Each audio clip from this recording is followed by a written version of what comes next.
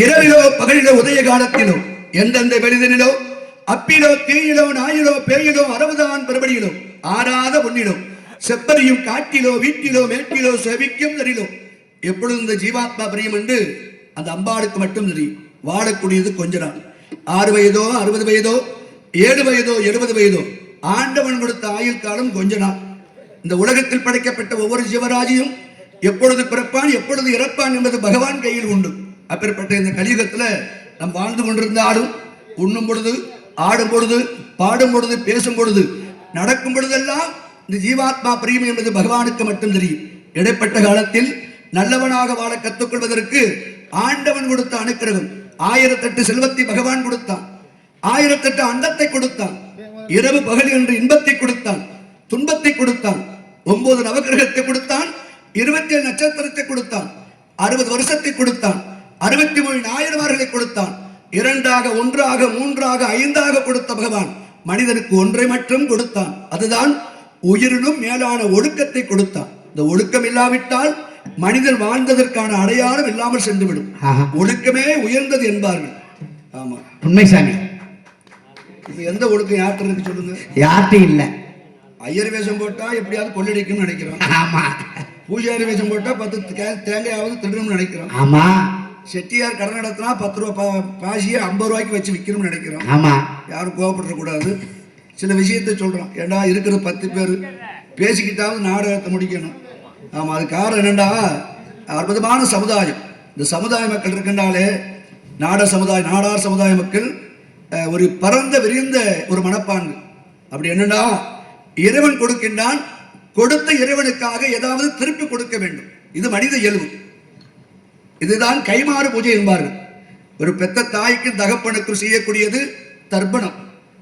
நம்ம வளர்க்கக்கூடிய தாய் தகப்பனுக்கு இறுதி காலத்துல அவங்க இறந்ததுக்கு அப்புறம் அமாவாசைக்கு தர்ப்பணம் கொடுத்து அவங்களுக்கு கைமாறு பூஜை பண்றோம். ஆனா இறைவனுக்கு தர்ப்பணம் கொடுக்க முடியுமா? இறைவனுக்கு அர்ப்பணம். எல்லாம் கொடுத்த அந்த முத்துமாரிக்கு நம்மளால் முடிந்தது கொடுக்க வேண்டும் என்று கொடுக்கின்றார்கள் இந்த நிர்வாக பெருமக்கள். அதனாலதே இந்த 10 நாளாக 11 நாளாக துவஜாரோகணம் கொடியேற்றி ஒவ்வொரு நாளும் ஒரு சிறப்பான ஒரு பூஜைகள் செய்து ஒவ்வொரு நாளும் அம்பாள் வீதி உலா வந்து ஒவ்வொரு நாளும் அற்புதமான இசை நிகழ்ச்சிகளை நடத்தி மக்கள் செவி உணவு கொடுக்க வேண்டும் என்பதற்காக சிந்தனைகளுக்காக இந்த அற்புதமான நிர்வாக ஏற்பாடு செய்கின்றார்கள். என்ன ஒரு வருத்தம், எந்த நிகழ்ச்சியும் பார்க்க மாட்டேங்காங்க. அதே பிரச்சனையை இப்போ விடிய அக்னி சட்டியை எடுத்துட்டு தீக்குழி இறங்கிட்டு அசதியில் தூங்கிடுறாங்க. இந்த வள்ளிதர்ம நாடகத்தில் பார்க்கறதுக்கு ஆளு கிடையாது. இப்போல எந்த நிகழ்ச்சிக்கு நல்ல ஆள் கூட்டம் தெரியுமா? ஆடல் பாடல்.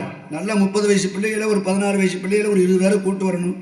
சட்டியோட நங்குட்டு குத்த விட்டோம்னா எப்படி ஒரு 1000 பேர் 30,000 பேர் உட்காந்து பார்த்துருவாங்க. நம்மளெல்லாம் பார்க்க மாட்டாங்க. இனிமே பார்க்க மாட்டாங்க. ஒரு 5 வருஷம் 10 வருஷம் தான் நம்மளாம் தூக்கி ஓரம் கட்டிட்டு வழி திருமணம்னா என்னன்னு கேட்கக்கூடிய அளவுக்கு போயிடும். அது காரணம் உபநியாசங்கள். கோவில் கட்டுவது முக்கியம் கிடையாது, கும்பாபிஷேகம் செய்வது முக்கியம் கிடையாது, திருவிழாக்கள் நடத்துவது முக்கியம் கிடையாது. உபநியாசம் என்று சொல்வார்கள். இந்த உபநியாசம் என்ன? நல்ல சொற்பொழிவுகள், நல்ல சிந்தனைகள். ஆலயத்துக்கு வரக்கூடிய மனிதனுக்கு ஏதாவது கருத்து எடுத்து செல்ல வேண்டும் என்பதற்காக முன்னோர்களாம் பெரிய பெரிய மடாதிகளை வைத்து சன்னியாசிகளை வைத்து சொற்பொழிவு செய்ய வைப்பார்கள். அப்படி என்ன நல்ல கருத்துக்களை சொன்னா 100 பேர்ல 2 பேராவது அதன்படி நடப்பாங்கிறதுக்காகத்தான் ராமாயணம் மகாபாரதம் இதெல்லாம் சொல்லி கொடுத்தாங்க. எதுக்காக? ராமர் மாதிரி வாழணும். எந்த ராமர் மாதிரி? ராமச்சந்திரமூர்த்தி. அந்த ராமச்சந்திரமூர்த்தி ஒருவனுக்கு ஒருத்தியாக இருந்தான். அப்ப அந்த ராமபுரானுடைய கதையை படைச்சா நம்மளும் அப்படி இருக்கணும் அப்படின்னு ஒரு ஆம்பளைக்கு நினப்பு வரணும். பெண்ணுக்கு எப்படி நினைப்பு வரணும்? எப்படி வரணும்? வனவாசம் செஞ்சாலும் 14 வருஷம் கழிச்சு கணவன் இல்லை என்பதற்காக இரவு முழுவதும் தூங்காமல் இருந்தால் ஒருத்தி ராமாயணத்துல. அவ யாரு? பெரியாள் சீதை கிடையாது. பெரியாள் யாரு தெரியுமா? யாரு? ராமாயணத்துல ராமுடைய தம்பியாகப்பட்டவள் லட்சுமணன் இருந்தார்கள். லட்சுமணன் அவருடைய மனைவியாகப்பட்டவள் ஊர்மிளை என்று சொல்லப்பட்ட பெண்ணாகப்பட்டவள் கணவனுக்காக 14 வருடம் தூங்காமல் இருந்தான். இப்படி இது ராமாயண கதை. ஆனா இப்ப கூட நம்ம பொம்நாட்டியே காப்பி கொடுக்கறதே பெரிய விஷயம் தான். உண்மைதான். அவன் தூங்கினான்னா சாப்பிட்டான்னா போனான்னா நம்ம பாட்டுக்கு டிவியை பார்க்க வேண்டியது, செல்ல நோண்ட வேண்டியது. எனக்கு காரணம் இந்த ராமாயணம் பார்ப்பதனால் கணவனுக்காக மனிதன் வாழ்ந்தான் என்ற ஒரு தத்துவம். இப்ப மகாபாரதம் எதுக்காக? சொத்து சண்டை, அண்ணன் தம்பி, பங்காளிகள் சொத்தை அபகரித்தால் பாவம் வந்து சேரும் என்பது மகாபாரதத்துடைய கதை. அப்ப அந்த கதையை படிச்சா தானே நம்ம அண்ணன் தம்பிகளை ஒற்றுமையா இருப்போம், சண்டை வராது. அப்ப இதெல்லாம் முன்னோர்கள் நமக்காக சொல்லிக் கொடுக்கப்பட்ட நல்ல விஷயங்கள். இதை சொல்லிக் கொடுக்கறதுக்கு ஆள் கிடையாது, கேட்கறதுக்கு ஆள் கிடையாது. காரணம், கலியுகத்தில் தர்மம் அழிந்துவிடும், அநியாயம் பெருகி விடுவது கிருஷ்ணமவாடிய வாக்கு. அந்த வகையில இன்னைக்கு பங்குனி உத்திர பெருவிழா, எல்லா வல்ல முருகப்பெருமான் எல்லாரும் பிரார்த்தனை பண்ணி நோயில்லா பெருவாழ்வு. ஒரு மனிதன் வாழ்வதற்கு எதுங்க முக்கியம்? எது? உணவு தான் முக்கியம். அழகு. ஒரு மனுஷன் நல்லா வாழணும்டா என்ன முக்கியம் சொல்லு? பணம்.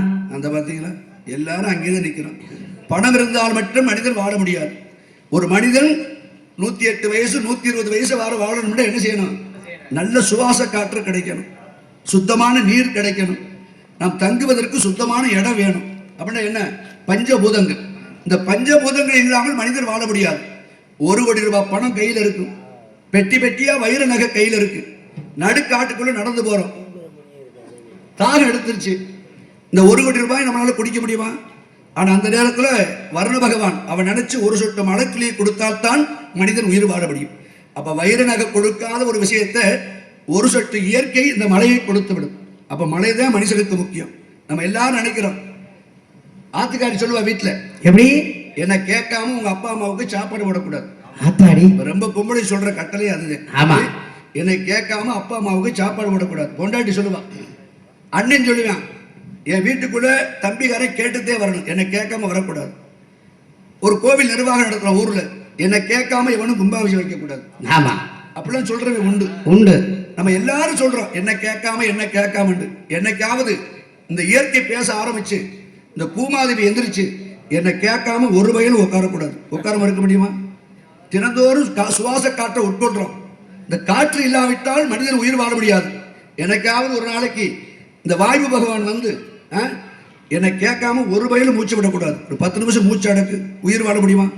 அப்ப மனிதன் உயிர் வாழ்வதற்கு இயற்கை என்று சொல்லப்பட்ட நிலம், நீர், காற்று, ஆகாயம், நெருப்பு, இந்த பஞ்சபூதம் இல்லாவிட்டால் மனிதன் உயிர் வாழ முடியாது. 10 நாளைக்கு கேஸ் இல்லைன்னு சண்டை ஆகி போச்சு. பார்த்தீங்களா? நகரத்தில் உள்ள சென்னையில் உள்ளவே மதுரை உள்ளவெல்லாம் போராடிக்கிட்டு இருக்கான். இன்னும் ஒரு 20 வருஷம் தான். கிராமத்தில் யார் சொத்து வச்சிருக்காளோ அவள் தான் இந்த உலகத்தில் பெரியவா. நல்லா புரிஞ்சுக்குங்க. அதனால நகரத்தில் உள்ளவங்களாம் எல்லாத்தையும் வித்துட்டு இந்த பக்கம் வர சொல்லி பிள்ளை குட்டியெல்லாம் தாய் தகப்போட வந்து இருக்க சொல்லு. 10 நாளைக்கு கேஸ் இல்லாட்டா பரதேசி பயிலா போயிடுறான். ஆமா, ஒரு 15 வருஷத்துல சோறு இல்லாட்டை எப்படி சாப்பிடுவேன்னு சொல்லுங்க. அப்ப இயற்கை என்பது, விவசாயம் என்பது முக்கியம். ஆனா நம்ம ஏரியா விவசாயம் மாதிரி எங்கேயும் கிடையாது. பாராட்டணும் தெரியுமா? யாருக்கு இல்லாத பெருமை நம்மளுக்கு ராமநாதபுரம் மாவட்டத்துக்கு மட்டும்தான் உண்டு. விவசாயிகள் நம்மள மாதிரி யாரும் கிடையாது. என்ன பாராட்டு தெரியுமா? என்ன சொல்லுங்க? முதல்ல அம்பாள்கிட்ட வேண்டிக்கிறவான், மழையே பெய்யக்கூடாது, பஞ்சமா போகணும், பட்டாவை தூக்கிட்டு போய் நான் காசு வாங்கணும். எப்படி? நம்ம விவசாயி மாதிரி உலகத்துல எந்த பயிலும் கிடையாது. அற்புதமான விவசாயி ராமநாதபுரம் மாவட்டம் மட்டும்தான். சாமி கும்பிட்ற ஒவ்வொருத்தரும் பட்டாவை தூக்கிட்டு வந்து டீ கடையில் உட்காந்து போண்டாவை சாப்பிட்டு, மழையே பெய்யாது, விதைச்சு மட்டும் போடுறேன், எனக்கு எப்படியாவது இன்சூரன்ஸ் வந்து சேரணும், 10 லட்சம் 15 லட்சம். நல்லா யோசிச்சு பாருங்க. ஒரு குழந்தையை பெற்றக்கூடிய பெண்ணாகப்பட்டவள் கர்ப்பத்தில் குழந்தையை பெற்று வளர்த்து இந்த உலகத்துக்கு கொடுப்பவள் தாய். அதுபோல்தான் ஒரு விவசாயி. வானத்தை பார்த்து நமஸ்காரம் செய்து, பூமியை பார்த்து தொத்து கும்பிட்டு உழுது உழைத்து இந்த உலகத்துக்கு ஒருபடி அரிசி கொடுக்க வேண்டும் எவன் நினைக்கிறானோ அவன் தான் கடவுள். எங்கேயா நினைக்கிறோமாப்பா? அப்படி எப்படியோ சோறு அரிசி கிடைக்கும். அது எப்படி அரிசி கிடைக்கும் யோசிச்சு பார்த்தீங்களா? ராமநாதபுரம் மாவட்டத்தில் புதக்களஞ்சியம்னு ஒரு அரிசி நம்ம எல்லாரும் சாப்பிட்டுருக்கோம். கஞ்சி காய்ச்சி நல்ல கருவாடை சுண்ட வச்சு, நான் சாப்பிட மாட்டேன், அதுக்காக சொல்ல வரேன். அப்பெல்லாம் காய்ச்சி குடிச்ச பரம்பரை நம்மெல்லாம். இன்னைக்கு எல்லாம் போச்சு. என்ன காரணம்? வயதின் கூறார் காரணம் கிடையாது, இயற்கை காரணம் கிடையாது, மனிதன் காரணம். நல்ல உணவை எடுக்க மறந்து விட்டான். நம்ம எல்லாரும் நினைக்கலாம், என்னடா சாமியார் வேஷம் போட்டு வந்து பாடாமல் பேசிக்கிட்டு இருக்கானே அப்படின்னா. பாட்டு யார் வேணாலும் பாடலாம். 10 ரூபாய்க்கு சீடியை வாங்கி தம்பி போட்டு விட்டான்னா 1000 பாட்டு பாடிக்கிட்டு இருக்கும். ஆனால் இந்த இரவு நேரத்தில் சில கலந்துரையாடல், சில கருத்துக்கள் சொல்வது, பரிமாறுவது.